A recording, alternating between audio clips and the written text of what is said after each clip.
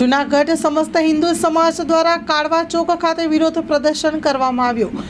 કોંગ્રેસના નેતા રાહુલ ગાંધીએ કરેલા હિન્દુ ધર્મના નિવેદનને લઈને કાળવા ચોક ખાતે કરવામાં આવ્યું પૂતળા દહન। રાહુલ ગાંધીએ હિન્દુ સમાજને હિંસાવાદી કરાવતા હિન્દુ સમાજમાં ફેલાયો છે રોષ।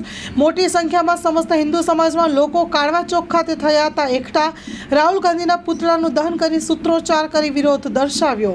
બિપિનભાઈ ભટ્ટી, જય સનાતન, જય હિન્દુ રાષ્ટ્ર।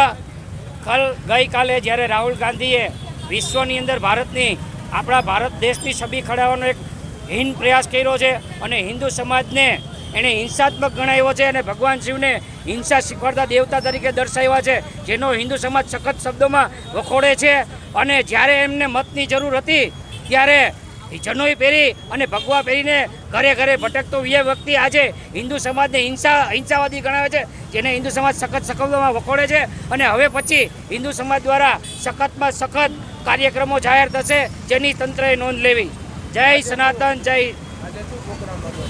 આજે આંબેડકર ચોકમાં રાહુલ ગાંધીના આ નિવેદનના વિરોધમાં રાહુલ ગાંધીના પૂતળા દહનનો કાર્યક્રમ યોજવામાં આવ્યો હતો, જેનો અમે લોકોએ અહીંયા વિરોધ નોંધાવ્યો છે અને પૂતળા દહન કર્યું છે।